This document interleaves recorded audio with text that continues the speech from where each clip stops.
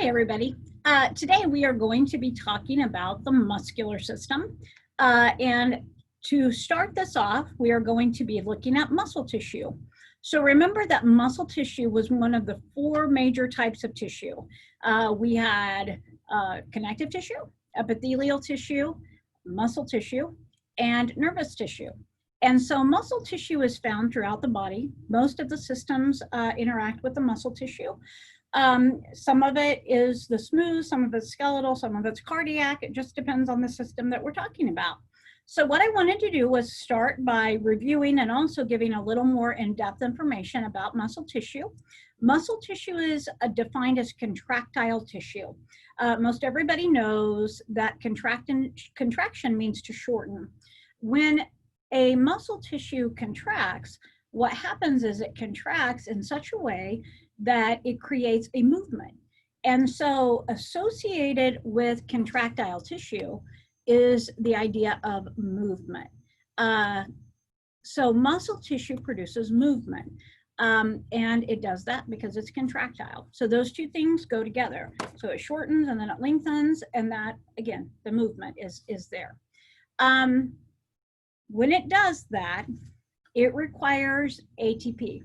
And ATP, it's known as adenosine triphosphate, is the energy that we use in our cells. So whenever you eat something, that food substance is broken down into ATP. And that ATP is used by the cell to do things. One of the places that a lot of our food goes to in the form of glucose is the muscle cells, because the muscle cells use a tremendous amount of ATP. And so always think ATP is energy in the cell. There are three types of muscle tissue, all of them using ATP. The first type is skeletal muscle. Skeletal muscle is sometimes called striated because underneath the microscope it looks striped. Then we have smooth muscle, and smooth muscle doesn't have enough of the materials that cause the stripes to actually appear striped, but it does have the same kind of fibers. They're just not organized as well, and there are not as much of them. And so that's what they look like. And then we have the cardiac muscle tissue. Cardiac muscle tissue is branched. It's got branched cells in it. And so this type of tissue is striated, and it is also branched, so it looks kind of like this.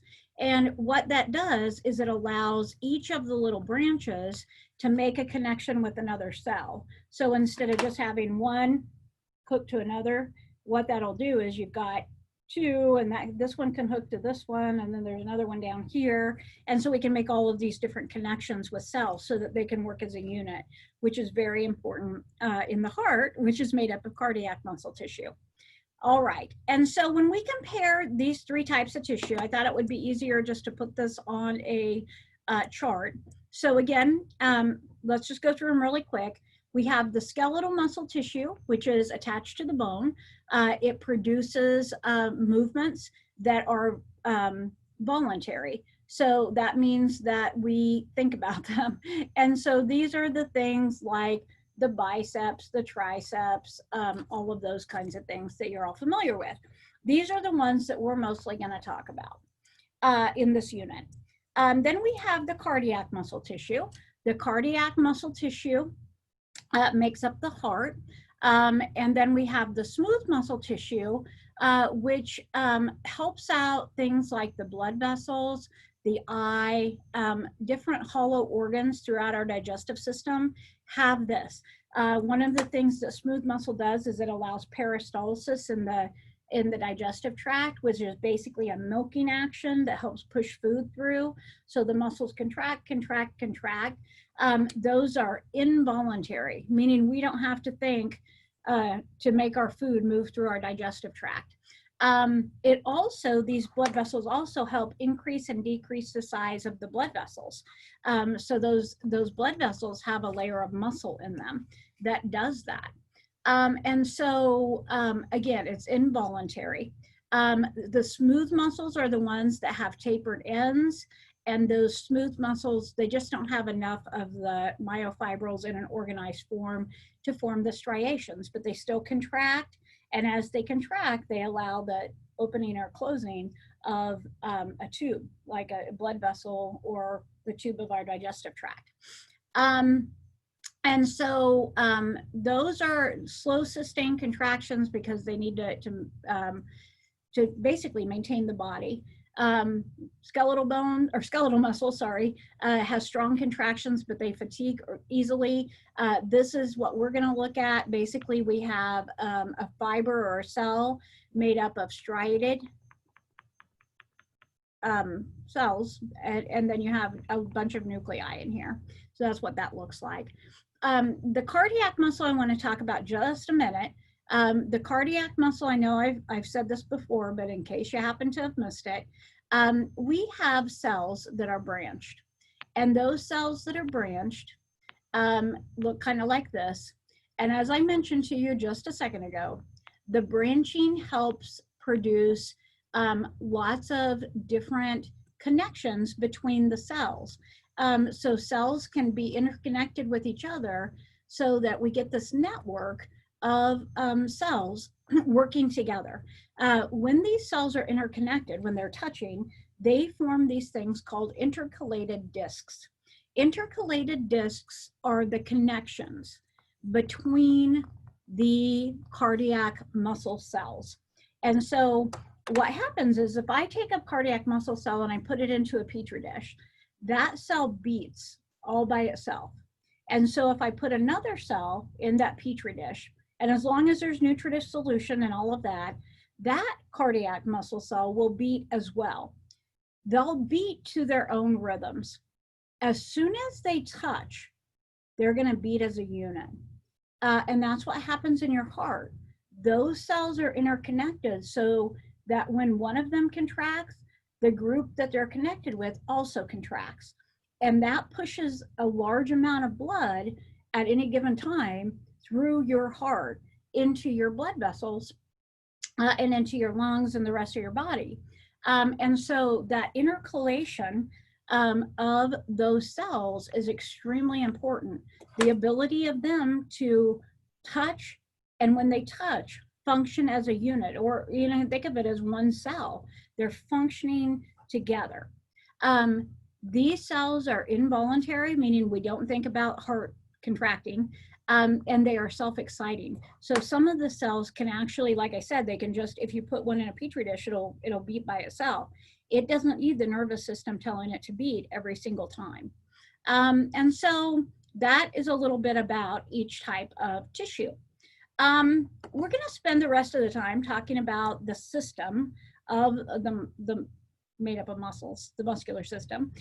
Muscles are organs made up of skeletal muscle tissue, but in addition to skeletal muscle tissue, they also have nervous tissue.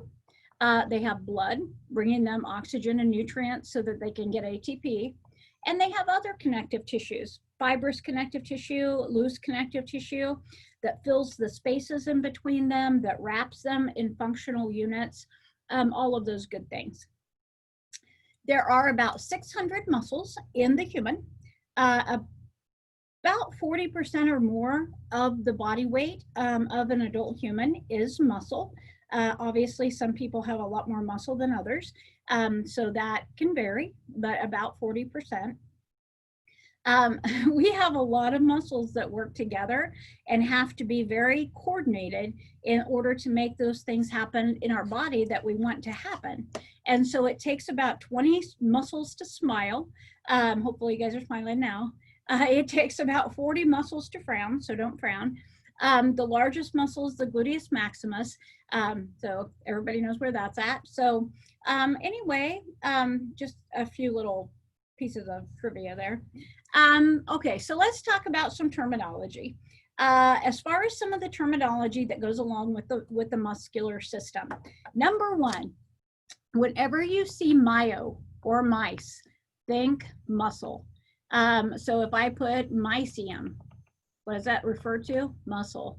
If I say myofibril, what does that refer to? Muscle.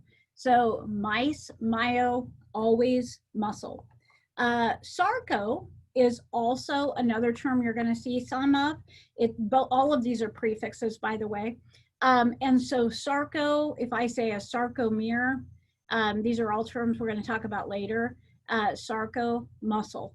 And so if you can remember those three just prefixes later on, or maybe on your nursing exams or something like that, if you see it, you'll think, oh, I remember that has to do muscle.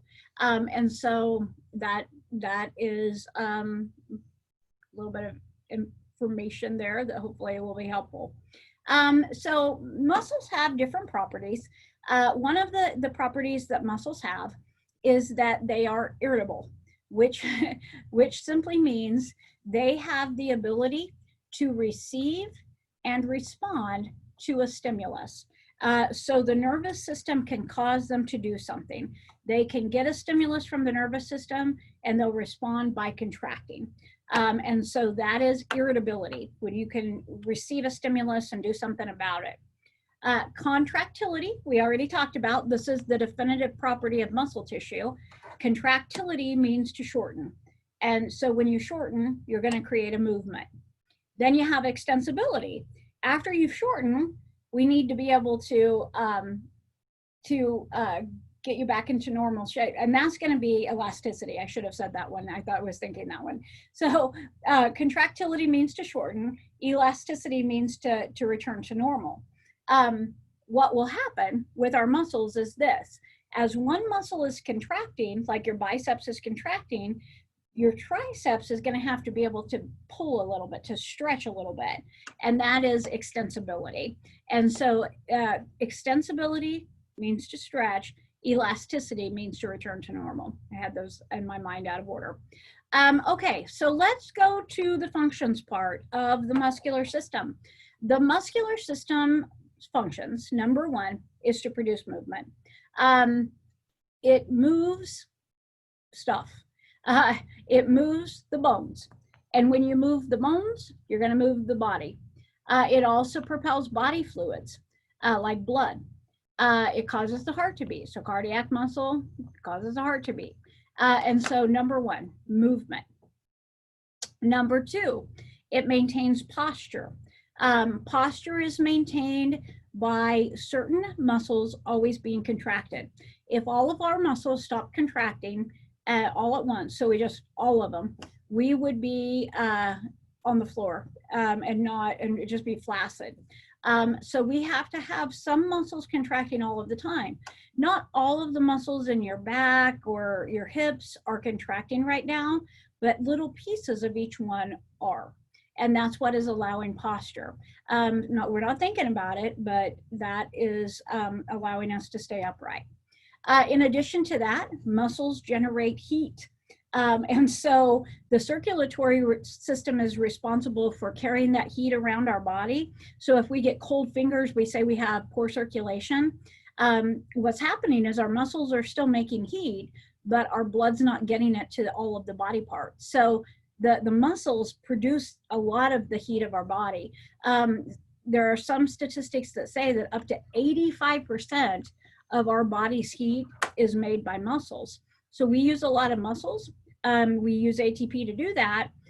So we have to consume a lot of nutrients to be able to make the ATP. But on doing that, we're able to maintain a body temperature, and our metabolism can stay higher so we can do more stuff. And by doing that, we make more heat, and we're, again, it all correlates with each other. So let's next take a look at a skeletal muscle cell, which is called a muscle fiber. So when we're talking about, and this is skeletal muscle, by the way, when we're talking about a muscle fiber, and that's what we're going to be talking about for most of the rest of this chapter, is we are talking about a muscle cell.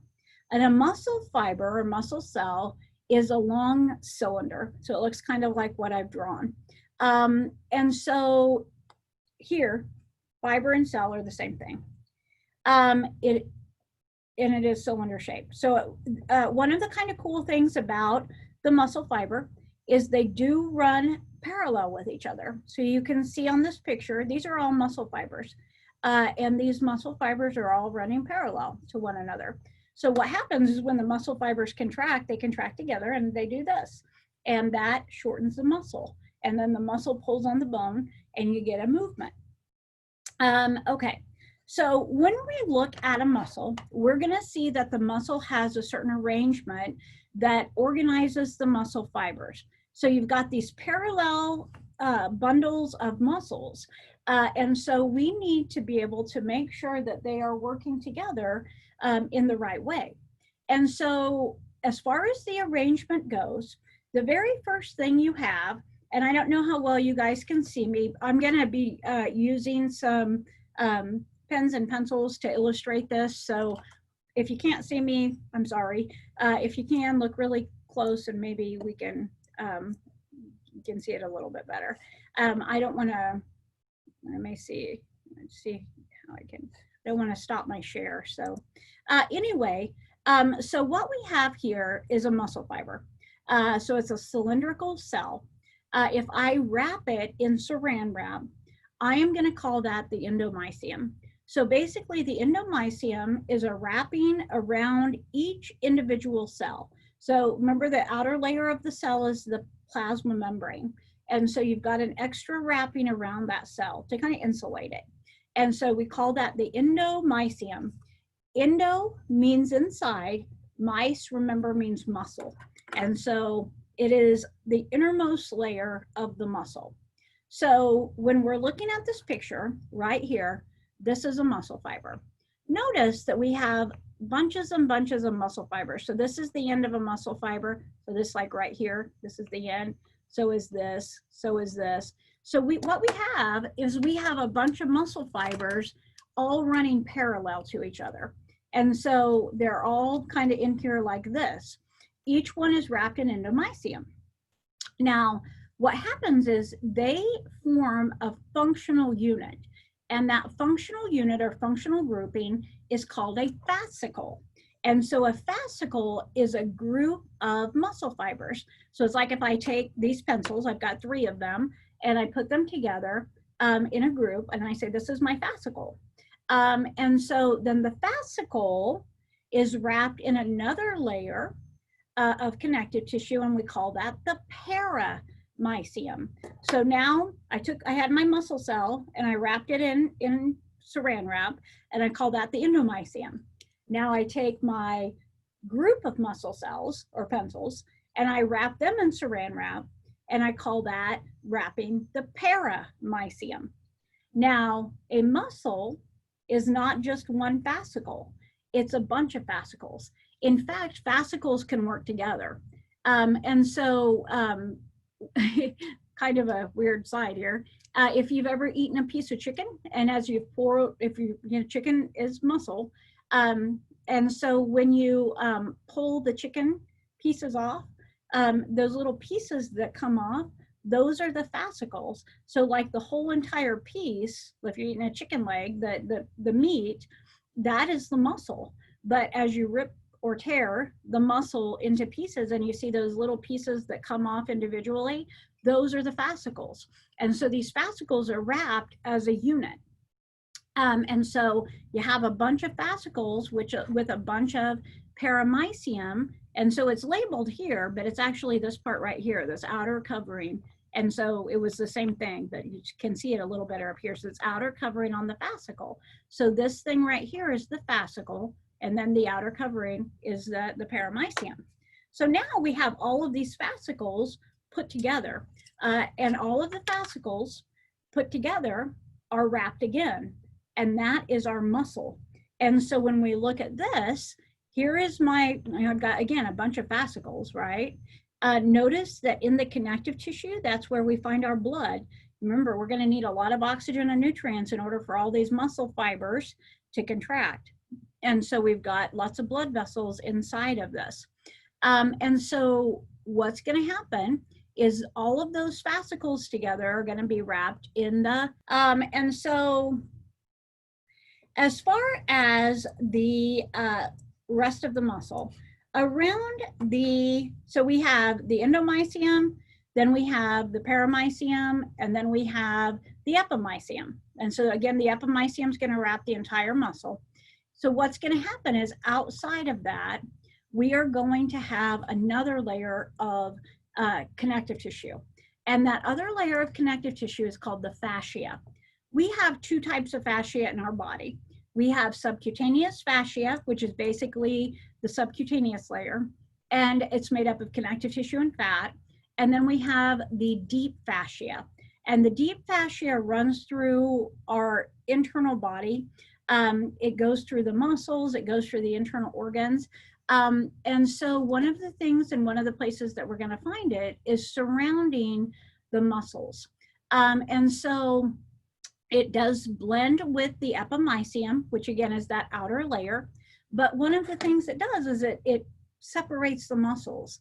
So if you have two muscles like the biceps brachii and the brachialis working together, and so they're lying side by side next to each other, we want those muscles to be able to move separately. And so that's what the fascia allows that to do. It's like when I'm dissecting something, I can separate those two muscles because that fascia has separated them for me. So I can just get in there and kind of go with that separation. And so one of the other things the fascia does is it holds things in place. And so it keeps the muscles where they're supposed to be and other things where they're supposed to be, if we're talking about other things. Anyway, let's go ahead and move on. When you have the muscle layer, the covering of the muscle, continue off of the muscle. So just like the bone, remember that the outer layer of the bone was called the periosteum. So we have the periosteum, whoops, this is a bone. And so we have the bone here, and we have the periosteum as the outer covering of connective tissue. Then we have the muscle here, and the muscle's got this epimycium and fascia as its outer layer. What will happen is this connective tissue is continuous. So it's made up of the same stuff. And so instead of having to be sewn together and therefore having a weak spot, this is basically just continuous.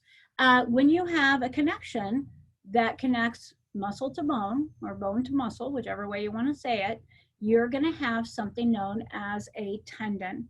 And so a tendon is the fascia that becomes the periosteum, or the periosteum that becomes the fascia.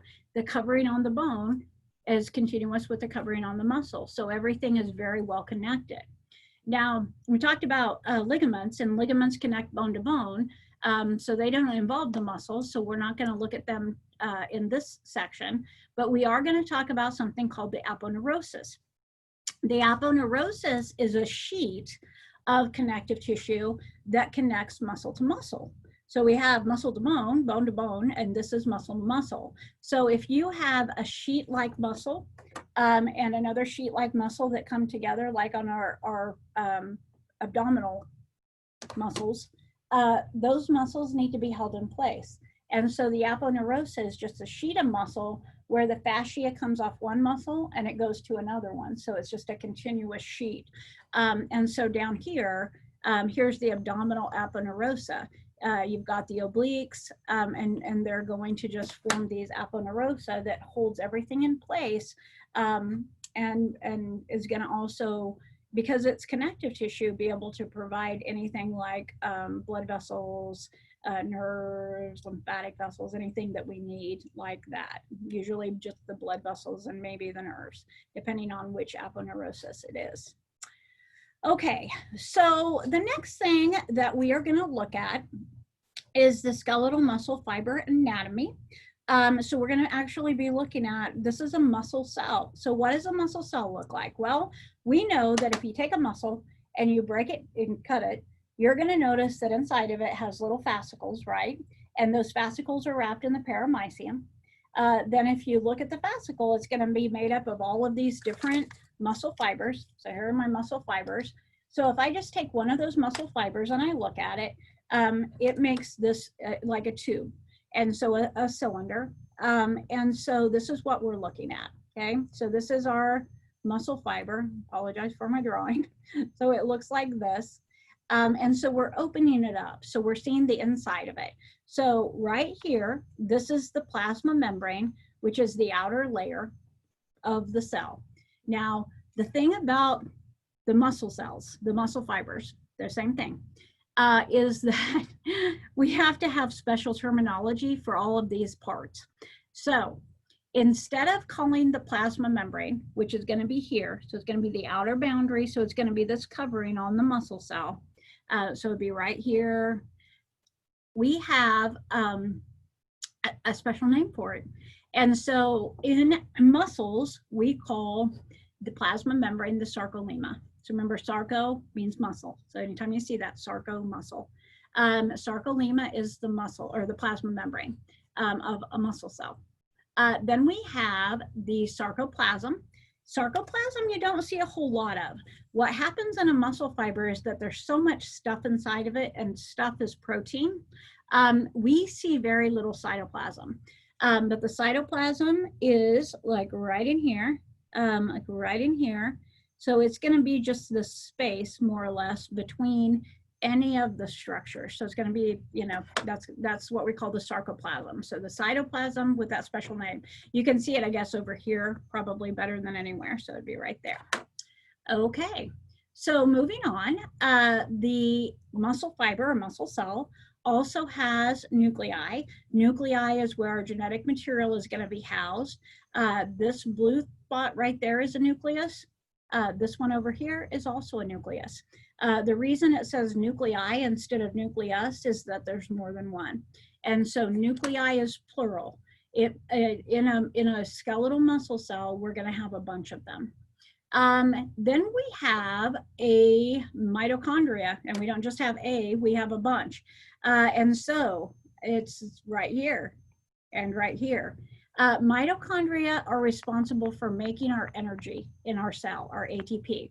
Anytime you see a cell structure that looks like this, that has that undulating membrane in the middle, that's going to be a mitochondria. And so on here, they're the kind of bright yellow little structures.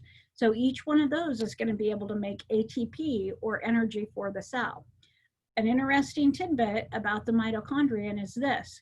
If you have a muscle cell that uses a lot of energy, it is going to have a lot of mitochondria. If you don't, you won't. So if you have a cell that doesn't need a lot of energy, the amount of mitochondria will be smaller.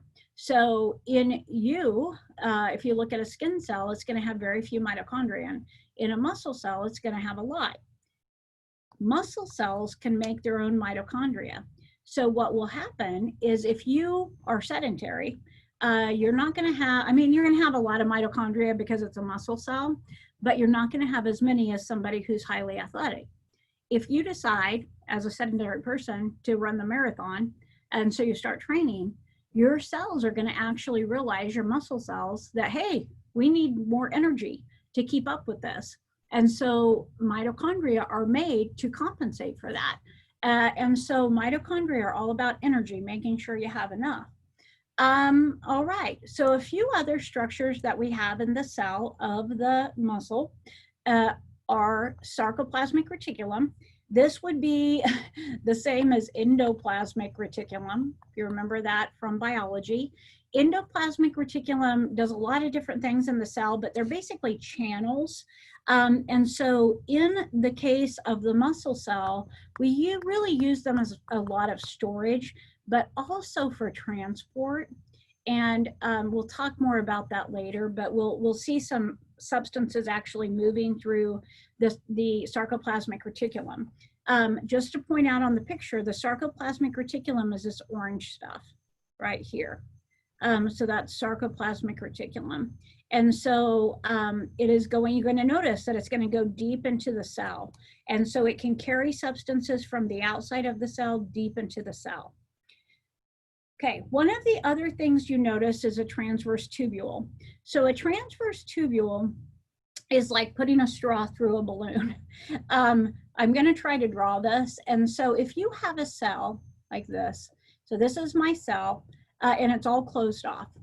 If I have a straw, so like a straw is also a tube, so it's open. If I take the straw and I push it through the cell, then I'm going to have an opening to the outside and an opening to the outside going through the balloon or whatever it happens to be. And so anyway, what will happen in the muscle cell is this. We have this tube that opens to the outside. See this little hole right here? That is the beginning of the transverse tubule. What it's going to do is it's going to move all the way through the cell and it's going to open on the other side. And so it's going to be a tube that actually opens to the outside. In other words, substances can get into this tube from the outside, and that's going to be important. And so when substances come into the transverse tubules, they're going to go through here, and right here, the sarcoplasmic reticulum is going to pick up those substances. So the substances goes from the outside of the cell and basically will go into the cell through the sarcoplasmic reticulum. So they're just channels that are passed all the way through. So again, extracellular means outside. So these are going to pick up material from the outside. So this is the outside. And so again, same thing here. It's going to go in and it's going to pass through the cell, and it can go into the sarcoplasmic reticulum there. Okay. So here is a picture that we're going to be looking at on this next page. And so this is showing you something that is inside of the cell called the myofibril. And so when we look at this picture is showing you this. This right here, this is the sarcolemma, okay? And so this is actually the plasma membrane of the cell. These little guys right here are the mitochondria, so you can see those here and here. This right here would be the cytoplasm. This is the sarcoplasmic reticulum, remember? These are the little transverse tubules right here. And you can see the openings right here. So those would be the openings to the outside. And then you see all of these things running parallel in the cell. So inside of a parallel muscle cell, so this is my parallel muscle cell, you have all of these parallel fibers. And so the muscle is made up of parallel fascicles. The fascicles are made up of parallel muscle fibers. The muscle fibers have parallel substances in them called myofibrils. And so this thing right here, this whole entire structure right here, this is a myofibril. And where is it at? It's inside of the muscle cell. So they're protein fibers. They're going to actually be what's responsible for muscle contraction, but they run parallel through the length of the cell. So one of the things you might want to add is they're inside of the muscle cell. And so you've got a whole bunch of them inside of every muscle cell. When we look at them, what we are going to notice is we're going to notice that they're made up of two different types of filaments. One of the filaments is called myosin. And myosin is a thick filament like this. Okay, so it's kind of thick. On the picture, the kind of fuchsia colored fiber right here, the filament, that one right there, that one is the myosin. So we call it the thick filament. Actin is going to be what we call the thin filament. And actin forms kind of like structures that look like this, okay? So when we look at this down here, you can see the darker purple right here, where it kind of has this thing's called a Z line. And then you can see these little fibers running here. Notice that the fibers are parallel to each other as well. The filaments are parallel. And so we call the thin one the actin. So the thick one is myosin, the thin one is actin. And so one of the things that happens is that we end up with these repeating sections in a myofibril. And these repeating sections in a myofibril are called sarcomeres. And sarcomeres is where contraction occurs. And so I want you to look at the structure of the myosin and the actin. And so basically you have the myosin, and I'm not going to try to draw them thick, but just believe me, this is the myosin. And then the actin kind of makes this structure along it. So it looks like this.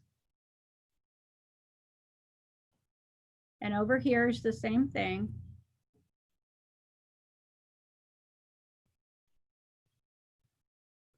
And so you end up getting something that looks like this. So basically the fibers are kind of alternating, and they're, again, running parallel to each other. When we go from this part right here to this part right here, this section is a sarcomere. And so one of the ways that we defined a sarcomere is that it's the contractile unit of a muscle fiber. It is sections of a myofibril. So in other words, the myofibril is made up of repeating units of sarcomeres. The other way that we define it is we say that it's from one Z line to another. And so here's a Z line, here's a Z line, this is a sarcomere. Here's a Z line, here's a Z line, this is a sarcomere. When we illustrate these, we make them like this a lot of the times, because what's going to happen is underneath the microscope, when we're looking at sarcomeres, what we're going to see is we're going to see these stripes, and we call them striations. And this is why we sometimes call this striated muscle, because we get these stripes like this in our view underneath a microscope. And so I want you to look at a little bit more. And so right here, notice that we only have myosin. And so we call that the H zone. So we only have myosin. It's going to be one color. Then we have a couple of sections where we have myosin and actin. Where we have myosin and actin, we get a little bit of a darker color. Then we have where we only have actin, and we call that an I band. The place in between the two I bands is called an A band. And then the H zone is in the middle of that. And again, remember, the H zone is where we only had the myosin. Anyway, so when we look at this illustration, what we're seeing is basically the pattern of the actin and the myosin. So here is another picture of it. And so we have these bands or striations, and they are going to, again, show up because of this myofibril arrangement. So when I look at this, first of all, this structure right here and here, these are the Z lines. So these are the ones that zigzag, right? And so we know that actin's going to come off of it. So these places right here are called the I bands, and that's where it's actin only. So this is actin. Over here, we're going to call this the H zone. So we basically have myosin and actin, and then in the middle of it right here, so this is the A zone actually, and then we have the H in the middle. And so that is the way that works. So let's talk about these in order. So the I band is the light band. It's actin only, Z to Z line. Then you have the A band, which is the dark band, and it's the whole entire thing right there. And so it is myosin and myosin plus actin. And I didn't have the H zone on there, so I'm sorry. So you don't have to know this just part all by itself. So just know the I band and the A band. I changed that to take that out so you wouldn't have to worry about it. So anyway, so we might look down here again, and this is the arrangement that is really what we want to look at. So actin is the thin stuff, myosin is the thick stuff. All right. So we want to, and we are, and going to be looking at exactly how a muscle fiber contracts. Before we do that, though, we do need to look at how it is stimulated to contract. So we do have some muscle and nerve interaction. We are talking about the muscle system before the nervous system. So there are some things about the nervous system you're going to need to understand in order to understand how this works. First of all, a stimulus can come from the spinal cord. And so you're going to notice here that we've got our spinal cord. The spinal cord actually does have a piece of tissue in it that looks kind of like a butterfly. And that is where this is going to originate from. And so what happens is we have a little cell body inside of that butterfly. And the cell body of a nerve cell kind of looks like this. It's called a motor neuron. A motor neuron is going to carry information from the spinal cord to a muscle. And so what's going to happen is it's going to have this long extension called an axon. And when it gets to the muscle that it wants to stimulate, it's going to branch off and it's going to form these things called axon terminals. Axon terminal just means the end of the axon. And so that's what it looks like. Now, each one of these terminals will go to its own muscle cell. And so this terminal will stimulate a muscle cell, this terminal will stimulate another muscle cell, and this terminal will stimulate another muscle cell.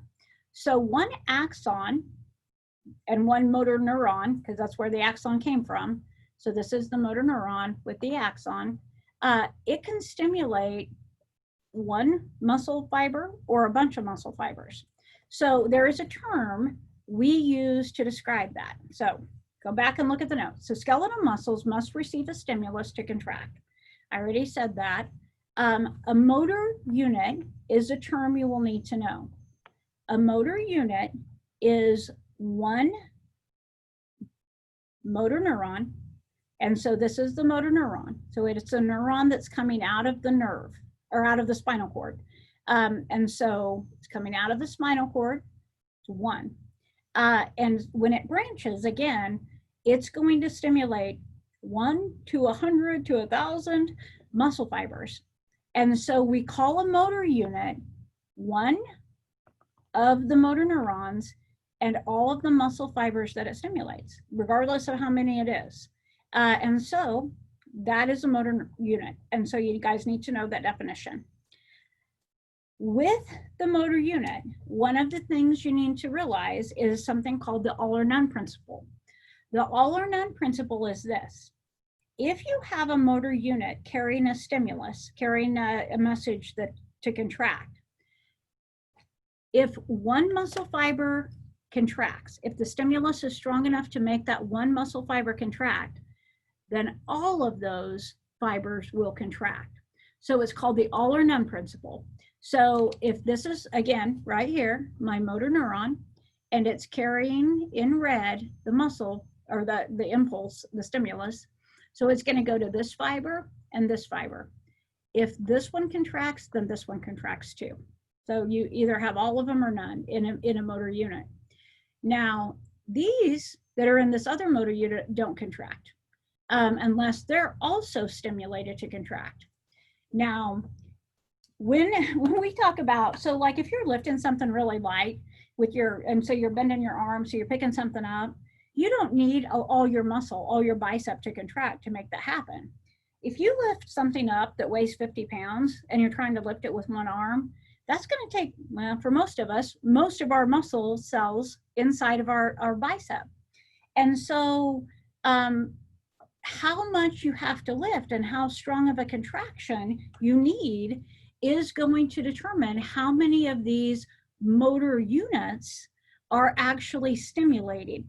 And so, you know, if we just need a little bit, we may just have one of the motor units carrying a stimulus.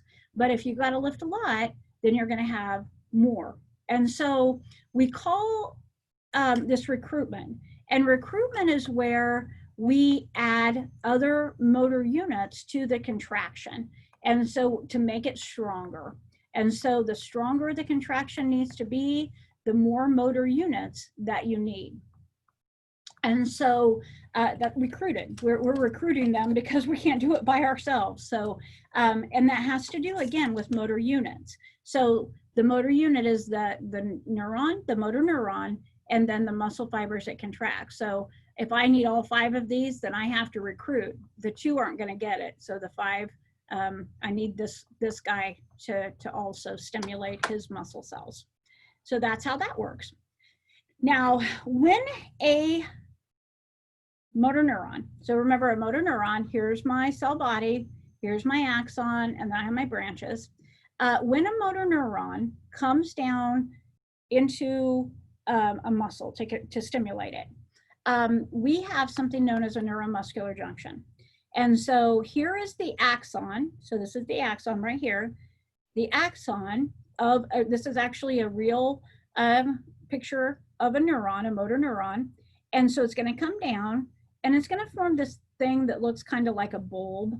And this is where the muscle actually will meet the nerve. And so we call this a neuromuscular junction. And so the muscle has on it something called the motor end plate. And then the part of the axon is called the axon terminal. And so anyway, let's go ahead and look at the definitions.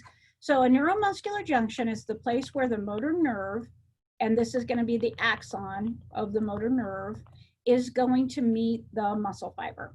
And so basically you're going to have this, and then you're going to have this come down, and the muscle is going to be that. So we're going to watch this little video clip here. To activate skeletal muscle, the central nervous... Whoops, sorry. We'll do that again. To activate skeletal muscle, the central nervous system initiates an action potential that travels down the spinal cord to the motor neurons. As the nerve fiber branches, the action potential travels down each branch. Each nerve fiber branches many times and stimulates several skeletal muscle fibers. The union of the axon and muscle fiber is called the neuromuscular junction. Zooming into the microscopic level, each branch of the neuron has a terminal that invaginates the muscle fiber while remaining outside the muscle fiber plasma membrane. The action potential arrives at the axon terminal. In the terminal, the action potential causes the release of acetylcholine from the synaptic vesicles into space between the axon terminal and the muscle fiber, called the synaptic cleft. In the synaptic cleft, the acetylcholine binds with a receptor site on the fiber membrane, which opens a chemically gated ion channel. Sodium then rushes through the ion channel into the muscle fiber, causing an action potential to form on the fiber membrane.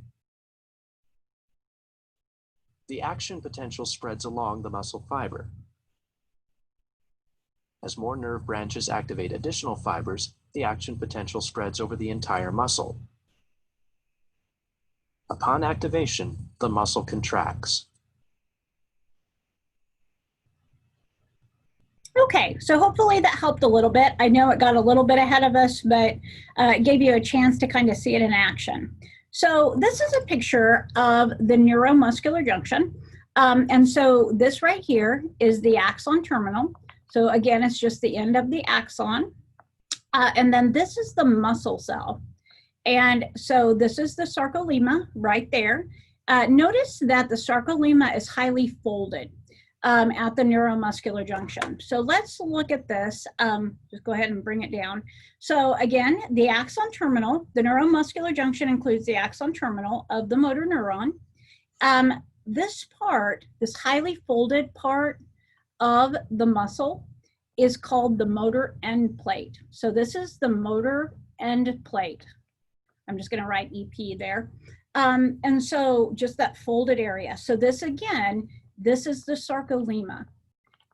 Inside of here, where I wrote muscle right here, this is where the cytoplasm would be. And you'd have, you know, anything else that you'd have in a cell inside of that. So that's, again, so this is the outside of the cell, and then this is the inside of the muscle cell. Okay. Notice that on the picture, the axon terminal doesn't touch the motor end plate. There's a gap there. We call that the synaptic cleft. So just the space between the axon terminal and the motor end plate. So let's take a look at the axon terminal. So the axon terminal is the end of the axon. So again, you have your motor neuron with the axon branches, and you have these little kind of enlarged areas. So, and we call those the axon terminals. Sometimes they're called the axon bulbs. I'm gonna blow it up here just a little bit. So this would be this. Right? And so one of the things that is gonna be found in the axon terminal are a lot of mitochondria. Remember, mitochondria are the ones things that look like that. Their job is to make energy. And if I said to you right now, energy is what in the cell? You should give me the response ATP. So their job is to make ATP for the cell. In addition to that, there are synaptic vesicles. So there are little chambers or little membrane-bound cavities um, filled up with chemical messengers. So in other words, you basically have inside of here just a little container with these vesicle or these chemical messengers. The chemical messengers are called neurotransmitters. So the vesicles have inside of them the neurotransmitters. When the axon terminal goes to the muscle, so there's the motor end plate right there. The axon terminal is going to have synaptic vesicles that contain a specific type of neurotransmitter. And that specific type is called acetylcholine. Acetylcholine, we like to abbreviate ACH because it's easier. But acetylcholine is what makes muscles contract. And so if the axon terminal, it forms a junction with the muscle, you're going to have acetylcholine in their synaptic vesicles. So let's move on. Okay, so this is another picture of the motor end plate and the axon terminal forming the neuromuscular junction. So all of this is the neuromuscular junction. Here is the axon terminal. So it's the branch of the axon. This right here, this could be pointing to two things. It could be pointing to the sarcolemma, and I don't have the key, so we'll just have to guess. Or probably if we did this, this would be the motor end plate. So I would say number 2 could be the motor end plate, but it's not a very good place to put it. The motor end plate is more just this whole folded area. And then you see these little guys down here, number 5, those are mitochondria. You see those also in the axon terminals. Number 3, these are the synaptic vesicles, and they contain acetylcholine. So remember, acetylcholine is a neurotransmitter. What neurotransmitters do is they're going to allow the stimulus to be carried from the nerve to the muscle. The nerve carries an electrical impulse, and it stops right here when it's no longer touching anything. And so we've got to make it cross the gap somehow, cross the cleft. And it does that through chemical messengers known as neurotransmitters. So the motor end plate is going to have mitochondria in it. And we said number 5 is those are mitochondria. Mighty mitochondria for ATP. Then we have little receptors. So number 4, I didn't mention, those are little receptors. Their job is to receive the neurotransmitter. And then again, the neurotransmitter is acetylcholine. Then we have, yep, that's it. So it looks kind of like that, okay? So I think we've covered all the numbers there, so we'll go ahead and move on to this one. So here is another picture that is basically showing you the neuromuscular junction. This is a really good picture of it right here. It's showing you the mitochondria in both. You see the synaptic vesicles. If I ask you on the test, where are the synaptic vesicles? They're in the axon terminal. If I say, where are the receptors? Those are going to be here, which is the motor end plate. And the motor end plate is in the muscle cell. So it's this folded area right here. So this right here is all motor end plate. And so then this blue, that is the synaptic cleft. And again, what's going to happen is a nerve impulse is going to come down. These little vesicles filled up with neurotransmitters are going to be stimulated to fuse with the membrane. And when they do that, the neurotransmitter comes out, and that neurotransmitter goes to the receptor in the motor end plate, and that stimulates a muscle to contract. So let's kind of go on. So the neuromuscular junction, again, this is a really good picture of it. Notice that on this picture, one of the things that I would kind of like you to notice before we move on is that right here, this is the plasma membrane or the sarcolemma of the muscle cell. So this right here, so I'm following it, this is the motor end plate. This is the muscle cell, all of this right here. So right here, this thing right here is called the myofibril. And so what we want to do is we want to stimulate this to start contracting.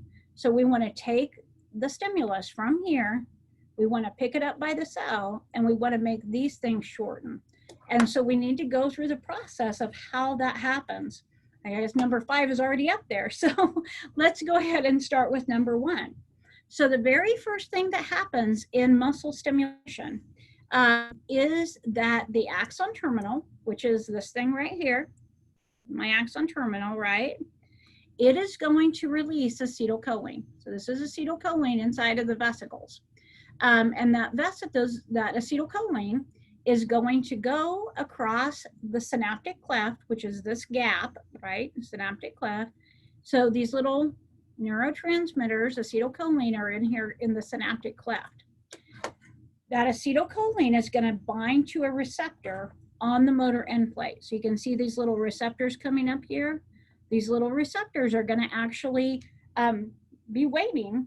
And when acetylcholine comes in, it's going to stimulate that receptor. So that's what happens. When that happens, the muscle is going to be stimulated. So as soon as the neurotransmitter hooks to the receptor, now the muscle is stimulated. What's going to happen is that we have those little transverse tubules. They're going to carry the stimulus. So here's my transverse tubule. It's going to carry the stimulus all the way through the cell. So remember, the transverse tubules went all the way through a muscle cell. So here's my muscle cell. They started at the openings. And so right around them was sarcoplasmic reticulum. So the message is going to go to the sarcoplasmic reticulum. And so that stimulus is going to go to the sarcoplasmic reticulum. Maybe that's a better way of putting it. Okay, so we are going to stop there because you probably are on overload right now. So we are going to stop there, and we'll talk about the muscle contraction next time. So I will end this for today, and then we'll come back and look at the rest of it next time.